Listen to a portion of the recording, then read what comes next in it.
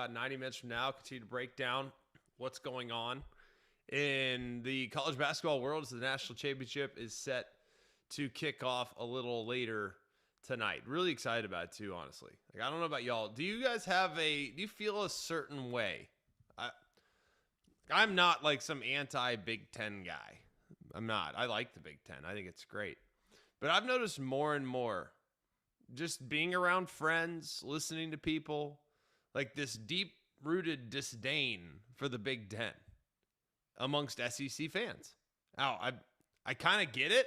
I understand it. Like, they got deep pockets. They're having great success. They kind of are what the SEC was 10 to 15 years ago, where it was just year after year, just dominant performance. I think the SEC won every championship between 2006 and 2012. Florida State broke that cycle in 13. And the SEC, of course, lost in 14 when Ohio State won it. They lost in 16 when Clemson won it. But I would imagine the Big Ten kind of feels like the SEC did from 2006 to 2012, where it's just one after another. And it's different programs, different seasons, different years. Like, are we at that point, John or Damian? Like, are we there yet where people are, like, actively rooting against the Big Ten's supremacy right now? I feel like they are, mostly because the SEC right now is getting a taste of their own medicine. Like you mentioned, like, this is, in essence, what the SEC was, for the most part, for the middle chunk of Saban's run.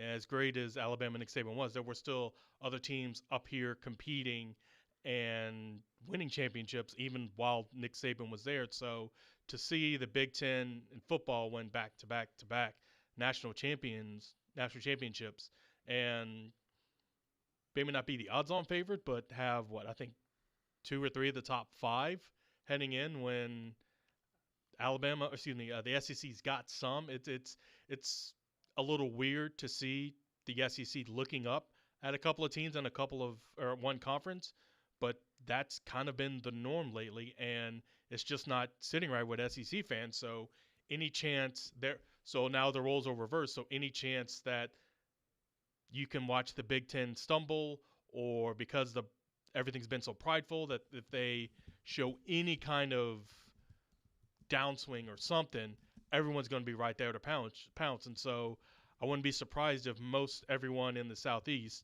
is a Dan Hurley fan and hoping that UConn wins to hope that Michigan loses. Yeah. That is a good point. Like, who's more hateable, Michigan or Coach Hurley? I feel like everybody I talk to is like, I respect UConn, but I don't like their coach. Like, Damian, where are you on this? Yeah, it's kind of getting to a point where, we're starting to experience kind of what John said. It's, man, we didn't realize how good it was until it was gone. And now we've become haters. Like, it's become like, wow, the Big Ten we have to constantly watch. And it kind of really starts to blow up when we have the SEC on Big Ten matchups in the college football playoff. And then it's like a double down, not just, oh, Indiana could go in and win a championship. It's, oh, no, they went across an SEC team and beat the brakes off of them along the path. So it's almost like we're a hurt lover. It's, man, I can't believe our ex really did go out there and get better. Like, they improved. So with the national championship constantly, escaping us, we're watching the Big Ten have success and hoist the college football playoff trophy. And there's been SEC teams that have been in that path. It's what's really started to magnify of, okay, maybe we are losing a step. Yeah.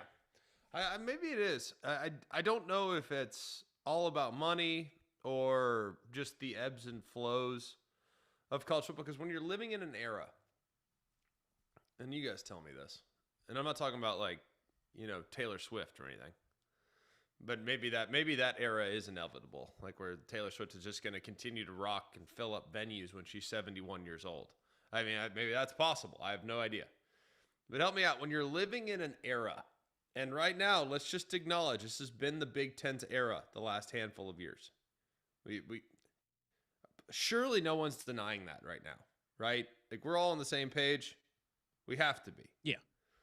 When you're living in an era, it doesn't feel like anything's ever going to disrupt said era. And yet, sure enough, that era comes to an abrupt halt.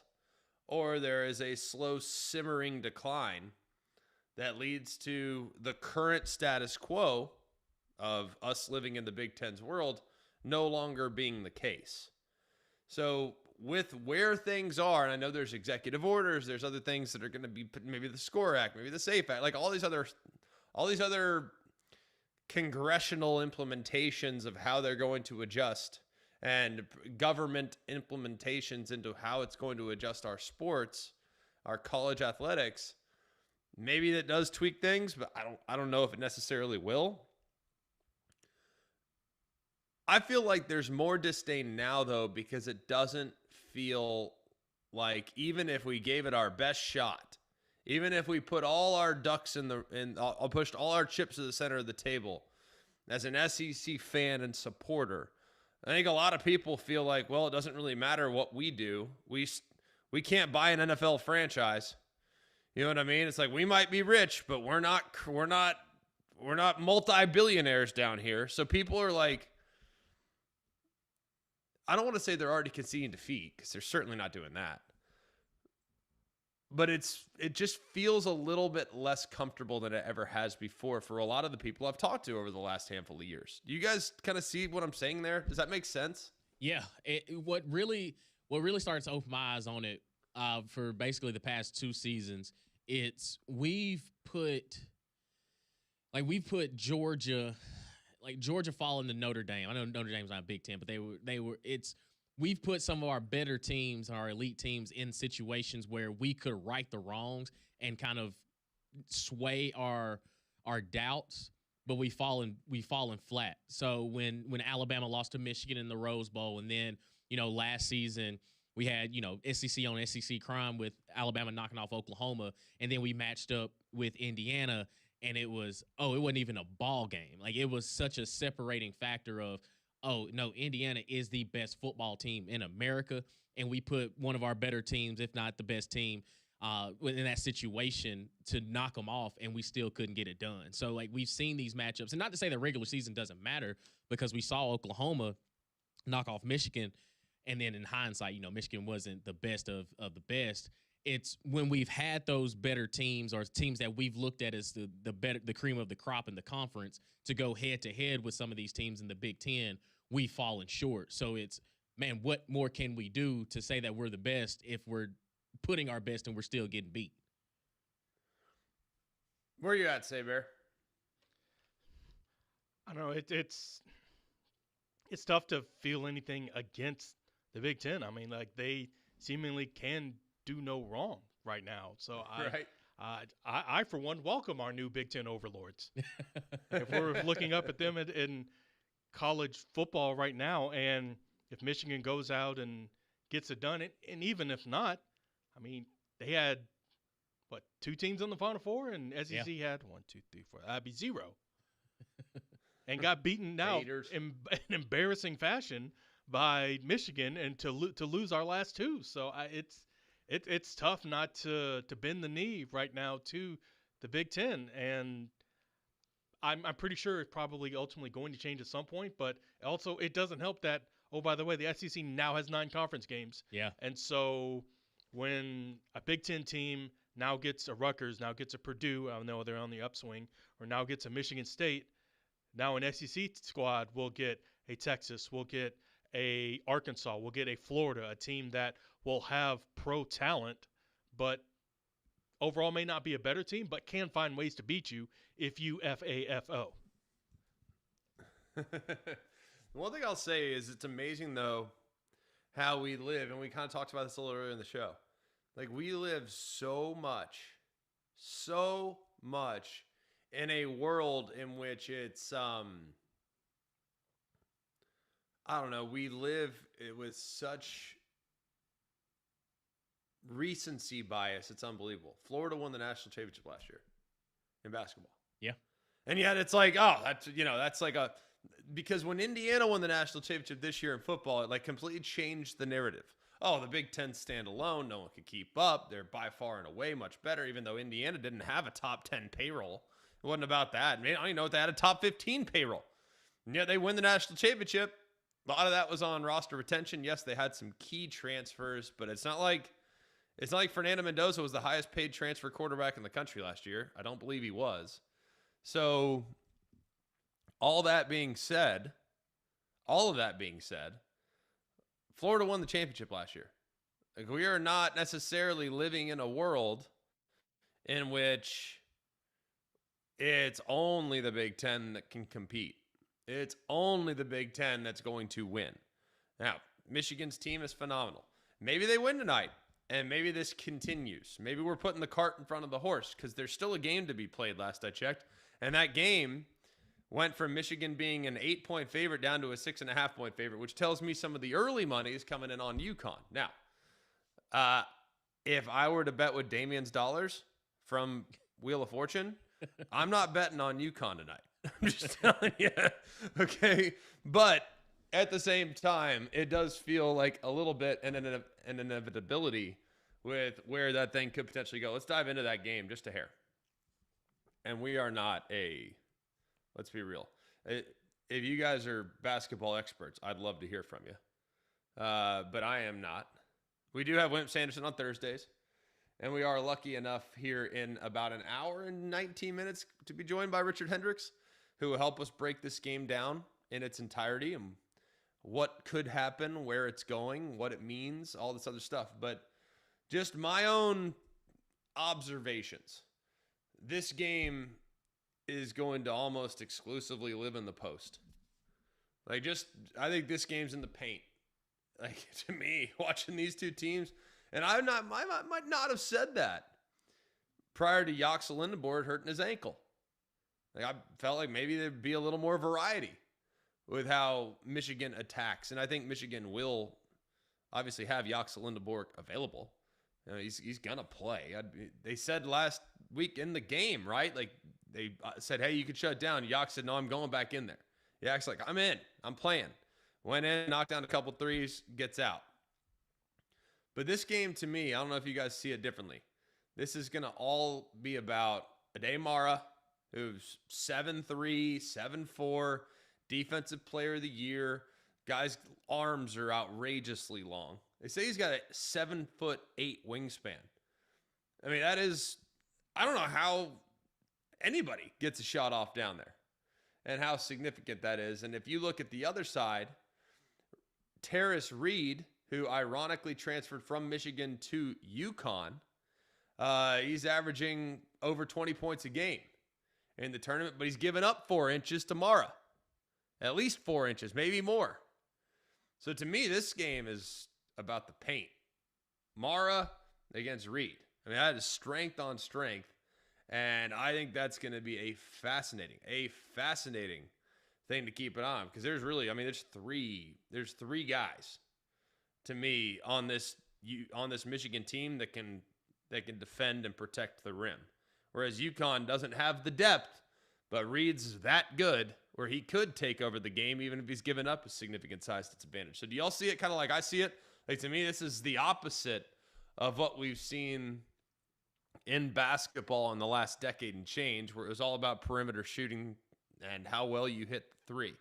To me, this could be a little bit of a throwback paint game where it's really the bigs that determine the outcome.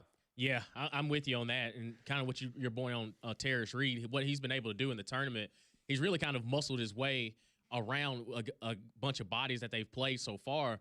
I mean, he went basically band for band with Cam Boozer against Duke. He got into some foul trouble a little bit, so they were spotty at some of his minutes. But when he was in there, his impact was definitely felt. That's the thing for Michigan. It's okay if y'all want to feed it to Terrace Reed. It's going to be a problem, but because of what Mara does and his presence defensively, that some of those looks are going to be hard earned, and he's going to have to earn it down there on the block. I think what Michigan really has though with Cadeau, he's kind of your X factor that, he's going to facilitate, do what he needs to do. But also if he has to look and find himself a shot, can UConn throw enough bodies to kind of make it difficult for him to find, those looks as far as on the perimeter and some of the other pieces that they have around them? That Michigan is just so deep. That's kind of the calling card for them. It's okay, yeah, maybe, Cadeau may not be finding his shot, but you got Barnett coming off the side. Like, there's just so many other people that can not necessarily take the game over, but you have to know where they are on the floor. And they just rotate bodies on bodies of, okay, what lineup do I have if I'm UConn that's going to kind of neutralize or at least make it difficult for them to find their shots? But I just don't know if UConn has that, because what they sacrifice to stop you defensively, offensively, they don't have just that go-to guy outside of Reed. I think Solo Ball has shown moments, but he hasn't been as consistent as well. But I think Michigan, the depth that they have, it just, if UConn can't jump out on them early and make it difficult, it can become a snowball effect where you look up and you're down by 12. Then at the next time out, you're down by, 16, 17, and there's nothing you can really do because Michigan just starts to, unload on you. Yeah, it's going to be really interesting, that part of it. And I feel like with the other thing that's fascinating about this, like we talked about the paint. Like I think that's a huge, huge part in the game. The other thing's tempo. Yep. Honestly. Like, tempo to me is enormous in this game. Like, you have two completely different ideologies. You have a team in Michigan that wants to push the pace, that wants to play in transition, that wants to get it going a little bit. I mean, they're a top 20 team as it relates to tempo, thereabouts. I mean, they run. I mean, they can run, which to me, knowing how big they are, it's amazing how well they run, frankly. But at the same time, you have a UConn team that wants to completely grind you down. UConn plays at the 319th slowest pace in the country, whereas Michigan's a top 20. Michigan, for whatever reason, they have 3 losses this year. 2 of those 3 losses was when the game was played at 63 or fewer possessions. Michigan's average possessions per game is about 71. So if UConn can effectively slow the game down and just grind it out and turn it into a little bit of a rock fight, massive advantage towards the Huskies.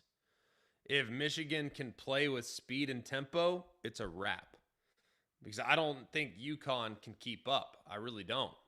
So slowing the game down, being methodical with their half court, forcing Michigan into setting up their half court as opposed to just running and finishing in transition would be massive. Because when Michigan's played slow, they've lost.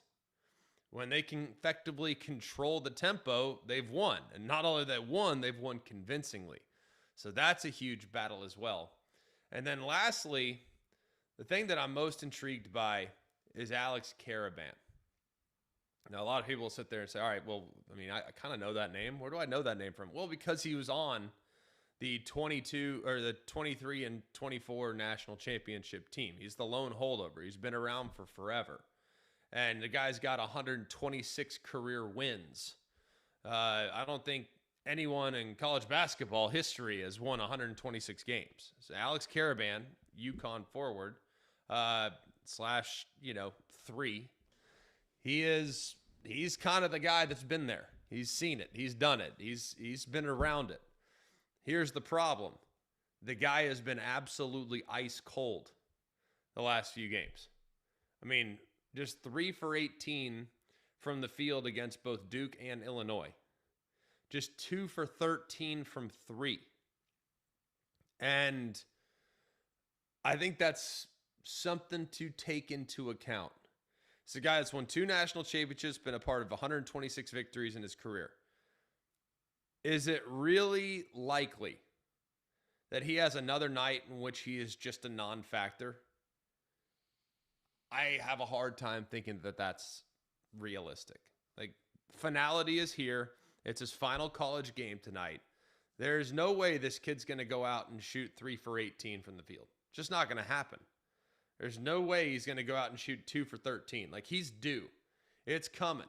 And if Caravan, who I think might very well be the key for kind of opening up the UConn offense, if he can somehow get it going a little bit and get back to his usual norm, he's not a guy that scores 25 a game, but if he can give you his usual norm of, 15 to 18 points tonight as opposed to the 9-10 that he's been giving you so far, that completely changes the game.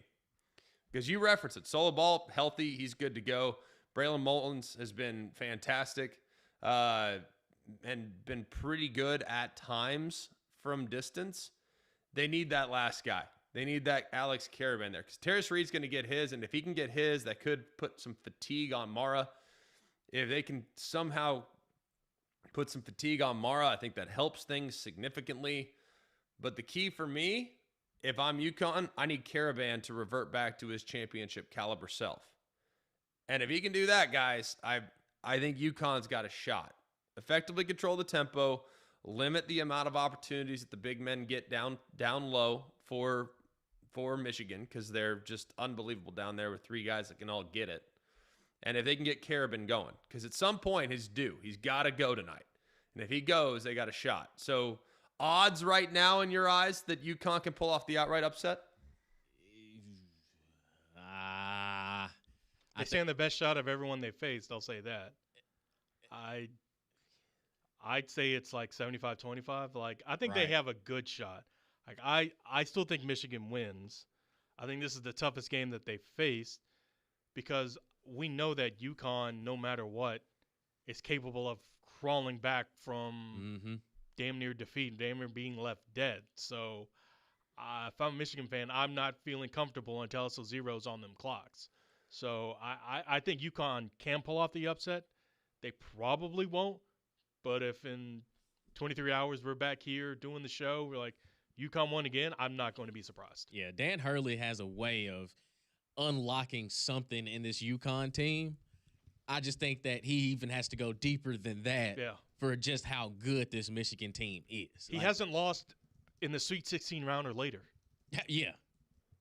So there's a couple times he lost in the first round, but I mean, once he makes it to the Sweet 16, he don't lose. Yeah, Michigan is going to have to help along the way. Like, they're going to have to, make some uncharacteristic turnovers and things like that. They may go cold for a spell, but just going pound for pound, I find it difficult that Michigan's going to find a way to lose this game. But I wouldn't be surprised if Connecticut found a way to edge them out. Like, I don't look at it as it's either Michigan's going to show that they're the best team, like what they have been doing, and they continue to roll, or UConn wins a close one. I don't think UConn right now could find themselves in a separation factor of, oh, no, we lucked up, we got them beat, and we're, putting the nail in the coffin, where I think Michigan is good enough to kind of eliminate this game kind of early. But I think UConn can find a way to keep it competitive. Bear, I'm kind of with you. I'm kind of with Damian, too. Like, I think it's going to be competitive. I really hope, at least. Like, last college basketball game of the year. Like, I really hope it's competitive. But I am curious. All right, when we come back, one of my favorite things of the entire, I don't know, I guess you could almost say like the college sports calendar. And I need to know, like, am I just getting older? Yes. Like that might be very much what it is. But to me, one shining moment, I will sacrifice sleep for one shining moment. I don't know why I love it so much. I just do. I need you guys to tell me if I'm just old and sentimental and nostalgic. And I'll need you guys to answer that for me when we return. Right here on McElroy and Cubelic in the morning, Jackson 94.5.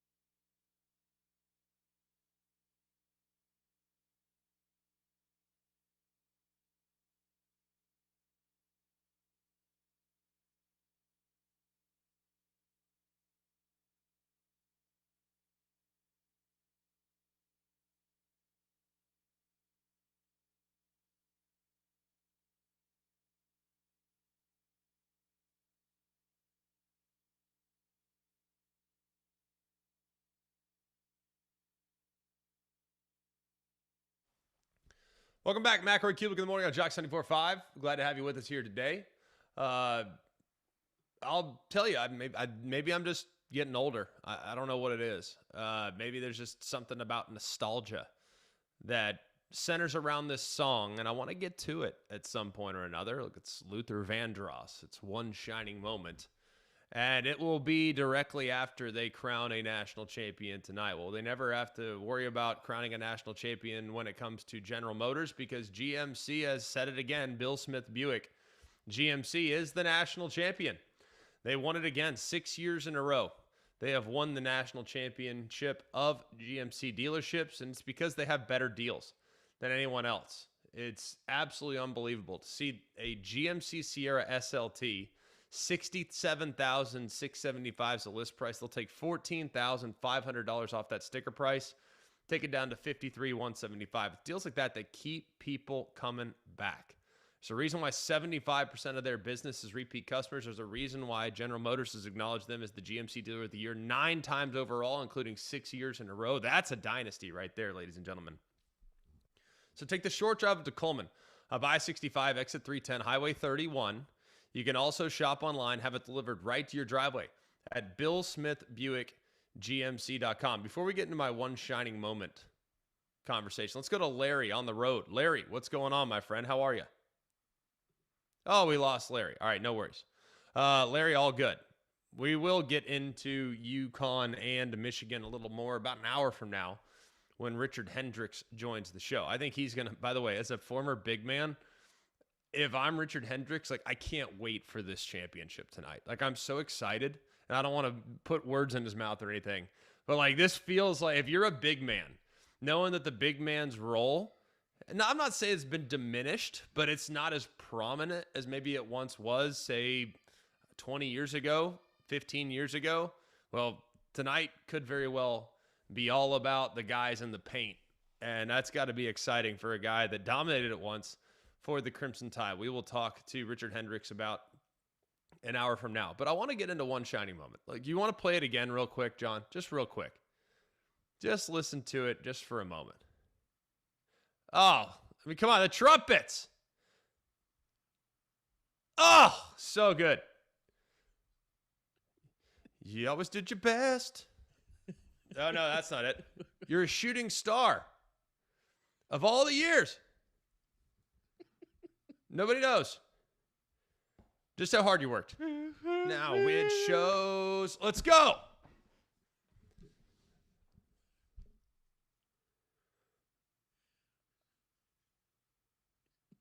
Why haven't you learned this on piano yet? That's it. I might take the next segment off, go downstairs and start learning this on the piano. See, I get it. I understand. Just keep it playing. But get it. Here's the thing. Uh-oh. When it comes to Luther Vandross, one shining moment isn't it's not held in the same regard, but because of March Madness, it's always elevated. Because Big Luther got some hits now.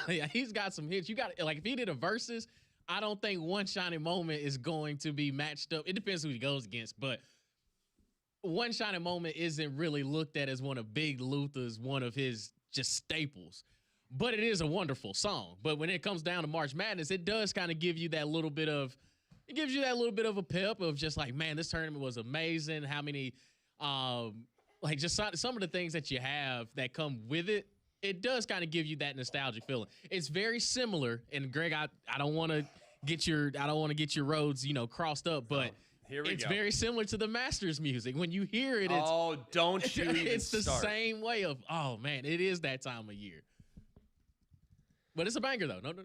No disrespect to Big Luther. I understand, okay?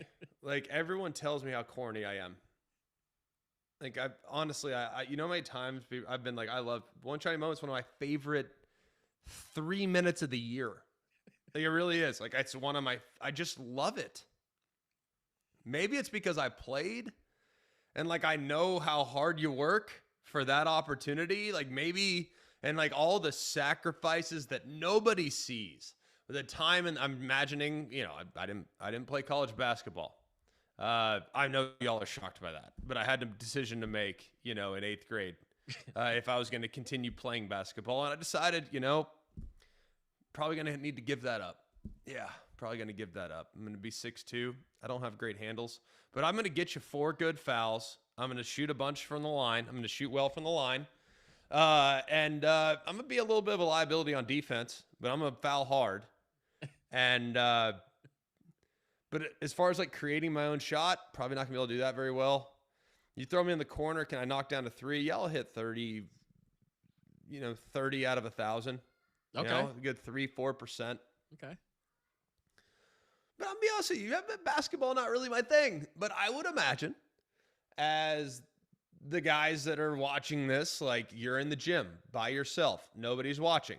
You're in there shooting, you're preparing, you're working on your handles, you're working on your shot, you're working on all this other stuff, and nobody's watching. And then you get this one shining moment to go chase it, to go do it in a do-or-die setting, something that's become fabric of the American sports calendar. Here over a 3-week span is one of the best 3 weeks of the year for the college sports calendar and for the American sports calendar. Like, you get your shot, and I know the actual lyrics are a little corny. I get it. I mean, a little corny. Would you like some little-known facts about One Shining Moment? I would love that. Okay, well, first off, this may be in Michigan's favor because the guy who wrote it, his name is David Barrett. He's from Ann Arbor, Michigan. Oh, boy. Oh, see. Oh, the script's out. Michigan wins. Michigan wins. I needed to know that. Now, you know what? I might not even watch the game tonight now. Yep. What's the point? The outcome is clearly determined. It was quickly written in 1986, and the original plan for it was to debut after Super Bowl 21, which was owned by CBS. However, the game went long and had to go into a primetime show. Therefore, they couldn't air it after the Super Bowl. So instead of waiting until the next Super Bowl, they were like, well, hey, we got this NCAA thing going on, and we just air it there. And it took off after Indiana beat Syracuse in March 30th, so 1987. Wow. There have been 5 total people that have had a version on it. David Barrett had the first one from 87 to 93, and a little bit in 2000 and 2002. Luther's had it the most. He had it in 03 to 09, 2011 to 2019, and 2021 since. Teddy Pendergrass had it from 1994 to 1999. I might need to listen to that version. They didn't have it in 2020 for obvious reasons. And Jennifer Hudson had one in 2010. All right. And Neo had one in 2016. Neo. They're like, you know what, we need to change it up. And then they put Neo with Jennifer Hudson. Everyone's like, nah, you know what, bring it back. Wow. I might need to check out that Teddy Pendergrass version. See if I can find it. Yeah, that might be a little, that's for the girl. a little extra, a little combative. Now, does this make me like a little overly sentimental? Like, does it make me corny? Like, no. what does like loving one shot? Like, I truly do. I love it. Like, to the point, y'all know me. I go to bed early. Okay, like I am a morning person. I am not a night person. I struggle. Once that gets a little closer to 9:30, 10 o'clock at night, I struggle. I really struggle. So you'll have to excuse my daughter in the background yelling, "Hey, Daddy!" So you're just gonna ignore it? She calling That's you. my 2-year-old. Hey, May. Hey, Daddy's working. Mommy's downstairs. If you could go and see Mommy, that'd be great. She'll put on Bluey for you. All right, very good. Part of doing work from home. I digress. I have been watching One Shining Moment. I was at home for 18 March Madness tournaments, living under my parents' roof. Okay. I probably remember 12 of those March Madness tournaments. And I could not tell you plays in the game. I could not tell you moments in the game. I cannot tell you the outcomes of the game. Sure, some I could, of course. Like, yes, I remember some of them. Absolutely. But I do remember sitting there alongside my dad watching One Shining Moment. And my dad played college football. So, like, he kind of understands the, the sacrifice, the work, the things that you do when nobody's watching to get that one shining moment. Now, with all due respect to my dad's alma mater, the Hawaii Rainbow Warriors, maybe that one shining moment was not widely consumed as much as the national championship or the March Madness tournament or any of my games at Alabama. Okay, my dad's one shiny moment was maybe under a flicker of light, whereas I was fortunate enough to play under really bright lights. Very, very lucky. I remind him of that regularly. But I look at it and I'm like, I'm not sure there's a song that better sums up what the opportunity is like to play for a title with your team. Like, it is corny as all get out, but Damian, you played college athletics. Is there anything that sums up sacrifice as an athlete better than one shining moment? No. I mean, like I'm a little bit younger.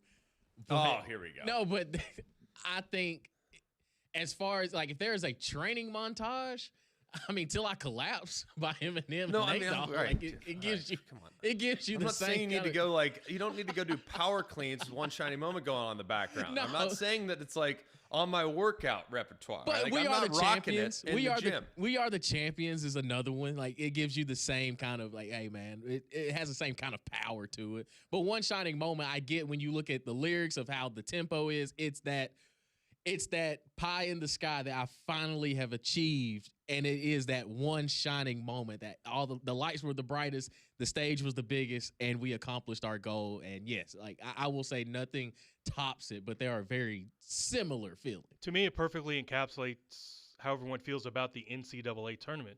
Let's be honest, most everyone's not watching college basketball when it starts in October and not even really dialed in to conference play at best in January. So most people out there just get one shining moment of college basketball, and it's in a 3-week span. It's really across 1, 2, 3, 4, 5, 6, 7, 8, 10 total days out of 365, or you're dialed into college basketball. Now, 2 of those days are wall to wall, and even the first Saturday and Sunday they're all day, but they're still kind of spread out a little bit. But to have this brief shining moment, this short but great little run, like the song perfectly encapsulates that. Plus you can go back and it's not you being nostalgic, Greg, it's also the song being nostalgic about what just happened over the last couple of weeks. It's a lot of times why back when you were younger and you had all these adventures in the summer, and then there would be one song that we kind of played and you go back and like that song of the summer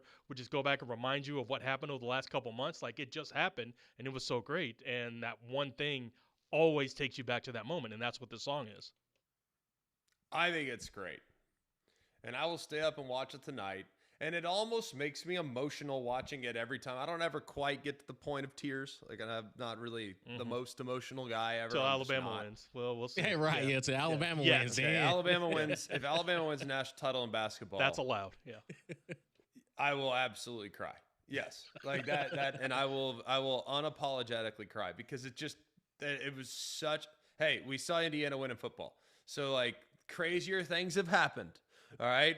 It can happen now. And obviously we've been to the Final Four. Ironically, my moment, it pops up on your home screen of your computer or whatever. My moment this morning was a picture of Vince and I at the game in Phoenix. That was my moment. Little 5-year-old Vince over there in Phoenix just turned 5, and there we were with the court in the background. And ironically, Alex Carabin in the background who will be playing in tonight's game.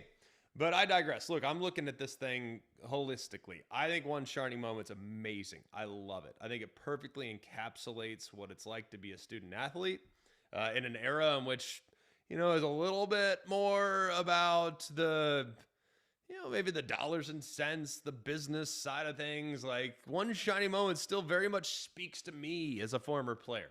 And it is nostalgic. It is me and my dad sitting there on the couch watching it at the very end of the tournament, kind of putting a bow so to speak, on college sports season for me growing up, because I didn't watch a lot of college baseball growing up. I didn't watch a lot of of college softball growing up. I do watch it now because it's more readily available. I can watch it on the SEC network or on the Big Ten network or whatever the networks are. So I can watch those sports going forward. I didn't used to watch it that much. So this kind of put a bow on it, and it became Dodger season. So that was kind of what One Shiny Moment was all about. So I love it. I will stay up and watch it tonight.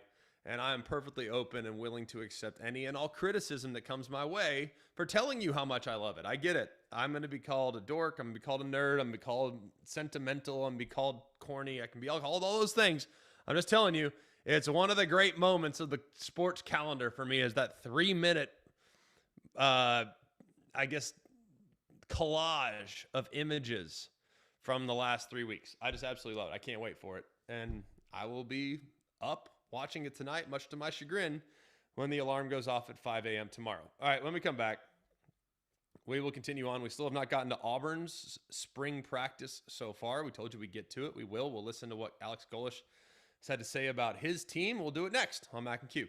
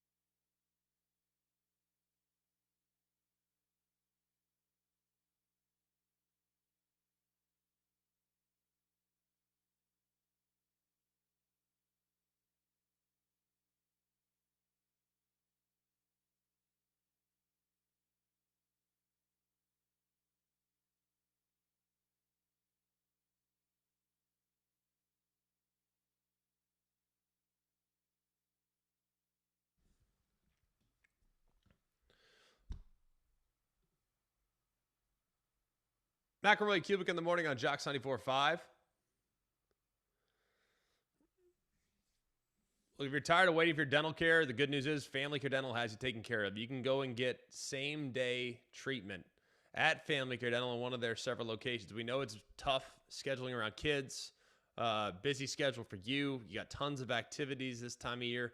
Sometimes it's really tough to make dental appointments work on your schedule. That's why Family Care Dental is there to help. They're open on Fridays and Saturdays for routine cleanings.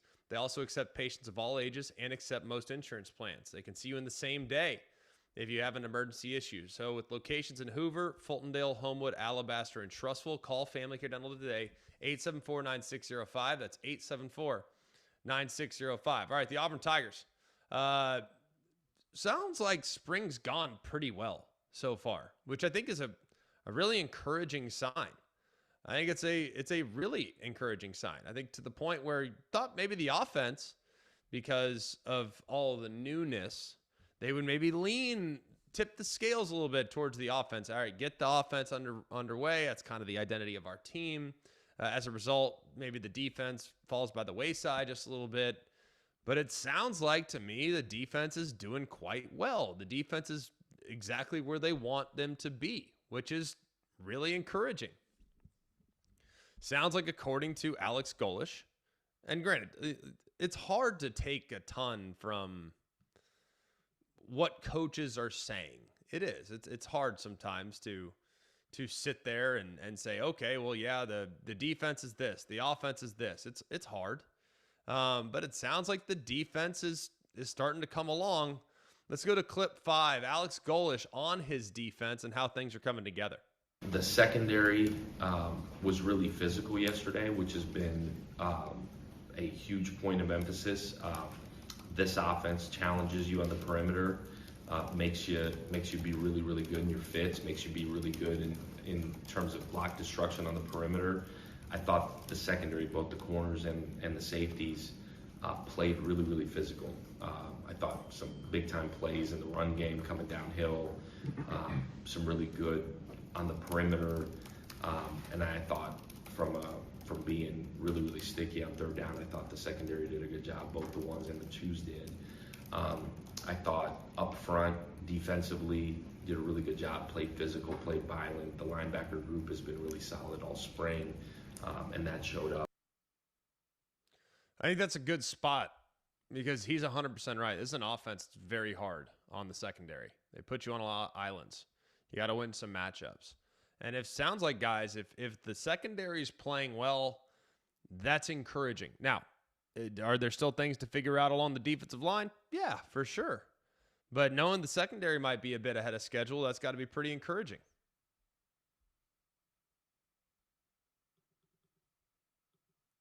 If you guys see it the same way. Not all at once. It is to me. To say that Auburn can't really go anywhere but up.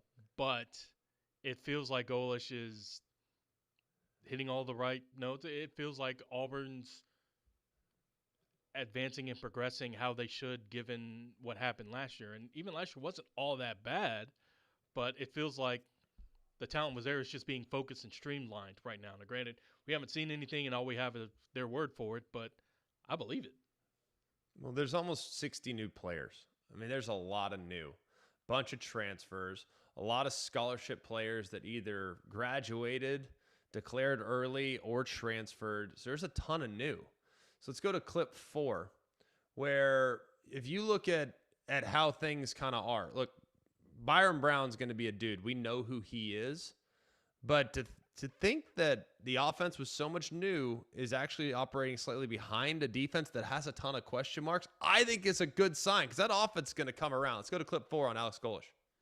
You know, I don't know. I think it all just depends. There's certainly a lot of familiarity defensively with the guys, but there's also a handful of guys that hadn't been in the system that are learning. Offensively, there's a bunch of guys that are familiar with the system, but certainly not everybody and certainly not up front. So I think a lot of ways to look at it. I think the two factors that go into when you're evaluating it that are unique. One, the quarterback is not live. And when the quarterback's not live and naturally you're going to protect that guy, it's a little bit deceiving because especially a guy like Byram, where part of his game and a big part of his game is the fact that he can move in the pocket, he can create with his feet, he can extend plays. Naturally, a lot of that gets blown dead pretty quickly, and rightfully so. And this is years of being around quarterbacks. And I've said this before, but you really don't know what a young guy is made of until it's live in the moment. And whether things are going well or things are not, you see a guy take over a game. And great ones do. I think Byram is in that mold. And so you don't get to see just a ton of that. And he's 100% right. I'll explain what he means next on Mac and Cube.